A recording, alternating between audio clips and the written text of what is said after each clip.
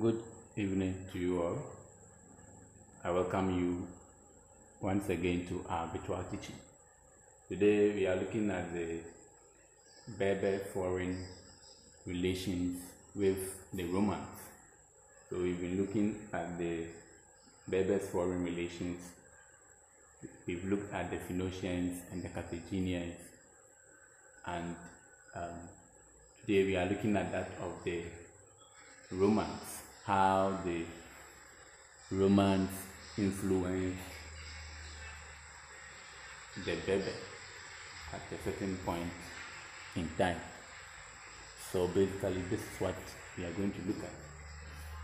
So let's quickly, since we are familiar with the Berbers, let's quickly take a look at our lesson objectives. Now, our lesson objectives, by the end of the lesson, you should be able to describe the Berbers' relation with the Romans, how they came into contact with the Romans, and then you should be able to also examine the impact or describe the impact that the Berbers' contact with the Romans had on the Berber civilization. So you know how the Berbers came into contact with the Romans and how the Romans were able to influence the Berbers. So quickly, let's take a look at how the Romans were able to influence the Berbers. So in the 3rd century BC, Rome went to war with Carthage. So there was a war between Rome and Carthage. Don't forget that Carthage was at this time the major power in North Africa. And so what happened was that Rome went to war, and Rome, of course, are the Romans. They come from Rome, Italy. They went to war with Carthage in an attempt to capture it. Now, during the war, what happened was that during the war between the Carthaginians and the Romans, two of the Berber kings, Massinissa and Syphax. So Massinissa and Syphax, these two Berber kings were drawn into the war. Okay, they were drawn into the war in the sense that they were influenced by these two sides to fight on their behalf. Now, what happened was that Massinissa fought on the side of Rome.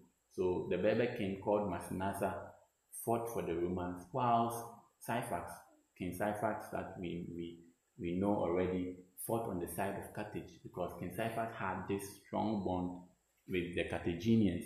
And therefore what happened was that at the end of the whole thing, Carthage was defeated in the war in 200 BC, and then the land of Massaslin was given to Massinissa. Alright, so Massaslin was ruled by Syphax, and therefore after the war, Massinissa, of course, was victorious because he won with the Romans and they defeated the Carthaginians and Syphax. And so the land of Massaslin was given to Massinissa as a reward for his loyalty to the Romans. And so the whole of North Africa became part of the Roman Empire in 146 BC or 146 BC. By this time, the Holy Roman Empire, of course, conquered the whole of North Africa, had also been part of this empire. And so basically this was how the Berbers came under the Roman kings and the Roman Empire, to be precise, as a result of the war between Carthage and Rome, because Carthage or Phoenicia was the most powerful country around the North African area, and therefore the Romans had to take them out in order for them to also take in charge. And so let's then look at the impact, the Romans' impact on the effects of the Romans' contact with the Berbers. One, the Romans taught the Berbers improved agricultural practices. Remember, the Carthaginians also taught the Romans the same way, the same agricultural practices. I hope you remember the system of cultivating grapes that the Romans taught the Carthaginians taught the Berbers. But let's look at what the Romans taught the Berbers. The Romans in AD 40 taught Berber farmers in Numidia and Mauritania enhanced farming practices in order to increase food production. So, for example, the Berber cultivated olives in the dry, rocky, mountainous area and became the sole producer of wheat and heavily taxed to feed the imperial city of Rome. So, the type of cultural practices was not stated, but it shows, for the mere fact that the Berbers were able to cultivate olives in the dry, rocky, mountainous area goes a long way to tell us how this improved agricultural practices helped the Berbers. So in essence, it could be that the Berbers could not, prior to this teachings from the Romans, the Berbers could not grow on the mountainous, on the dry, rocky, mountainous area, but the Berbers managed to do so with the help of the Romans. Let's quickly look at the next effect of the Romans' contact with the Berbers. The Romans also taught the Berbers to produce ceramics. We have talked about this already. So Rome rule also influenced the growth of industry. Roman promoted the production of ceramics in the olive producing districts. This enabled the Berbers to become a major exporters of good quality poultry. The growth industry made it possible for many beautiful cities to develop in North Africa. Examples of such cities were Doga and Leptis Magna. As more people moved into these cities, it became very important to provide them with social amenities, municipal councils, public baths, temples, and forums. A place in ancient Rome towns where people meet to discuss politics or business. So the Romans also introduced the Berbers to ceramics, and we are saying that this ceramics brought with itself, of course, many beautiful cities. Okay, because where these industries were sited, for example, Juga and Leptis Magna became very famous for their ceramics, and of course, a lot of people moved into these areas. And the more people moved there, the government of the day was giving or gave the Berbers social amenities like municipal council, public baths, temples, and forums, and all that. And the Berbers became the major exporter of poultry. Basically, that was some of the influence the Berbers had on the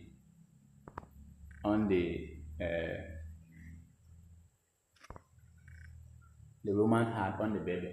Let's quickly look at more of the effect. Now, another effect of the Romans was that the Romans also brought engineering specialists.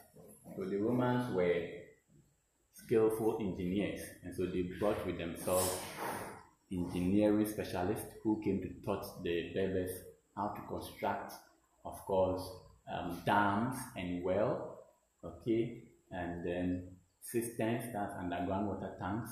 They were all also dug. Besides, the Romans also built canals and trenches to carry water to the farms for the purpose of irrigation. Now, aqueduct bridge like stone structure were also built to supply water to the towns from the hills and mountain springs. So look at the pictures over there. The aqueduct bridge was the one with water under it. So the Berbers, the Romans brought with themselves engineering specialists. Okay, and these engineering specialists introduced the Berber into doing so many things. The engineering specialists, they were called Akilaji, okay, or Akilaji. Those were the names of the specialists. That was how they were called. And they taught the Berbers a lot how to build dams, to build aqueduct bridges, and all of that. Good. Let's take a look at the area of religion. Okay, in the area of religion too as well, the religion of North Africa underwent change during the Roman rule. Interestingly, the Romans may retain the worship of the Carthaginian gods of Baal and Tanit. Remember, we established that one influence that the Carthage had on Berber was that they worshipped the Baal and Tanit god, that Baal Hamon.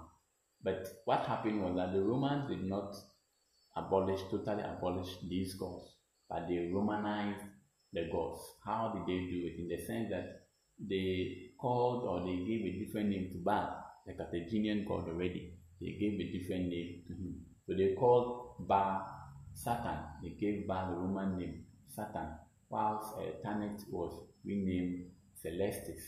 Okay, so they didn't change the gods, but they just Romanized and gave them different names. And after AD 393, so you could say that from this time on, even though the Berbers were worshipping Baal, but they were not calling the god Baal, they called him Satan and Tanit, and then Celestis for Tanit. Now, after AD 393, when Christianity became the official religion of the Roman Empire, North Africa became famous Christians. Okay, famous Christians, especially we have the Sisal in modern Algeria, became a place of pilgrimage. So, at a certain point in time, the Romans stopped the worship of Satan and the other gods. All right, they became Christianized, and so when they became Christians, they decided to then introduce the same religion to their colonies. And of course, as a result of Rome becoming Christianized, basilica were built in the 5th century at Leptis Magna, and that is the image you see there. The basilica were built in North Africa. The Maghreb also produced 600 bishops, as well as great church fathers like Saint Tertullian, Saint Cyprian, and Saint Augustine.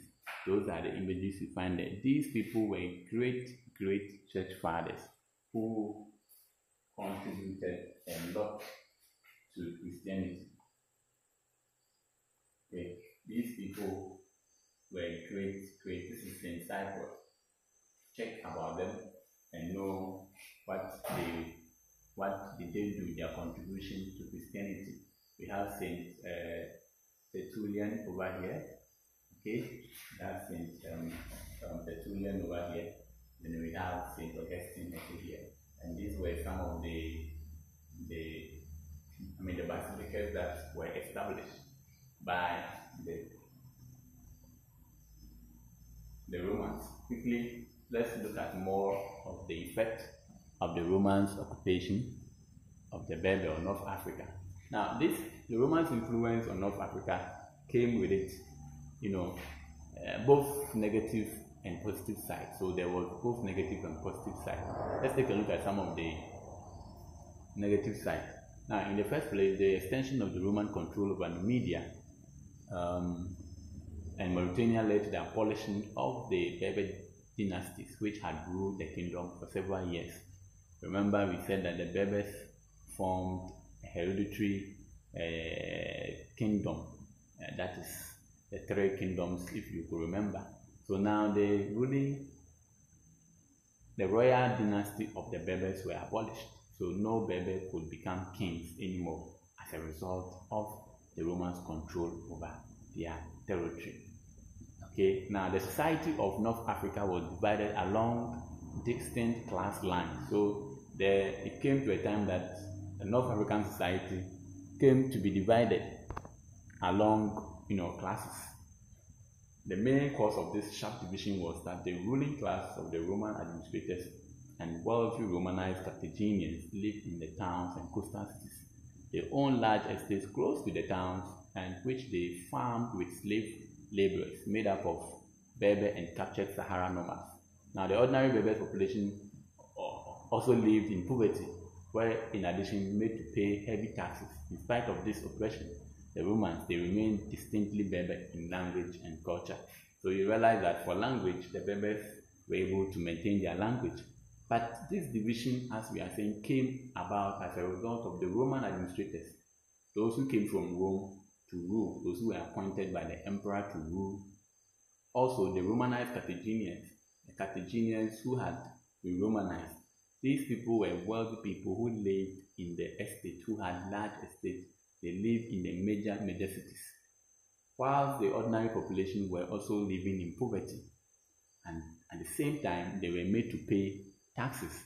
Those who were living in poverty, they were made to pay taxes to feed the wealthy class.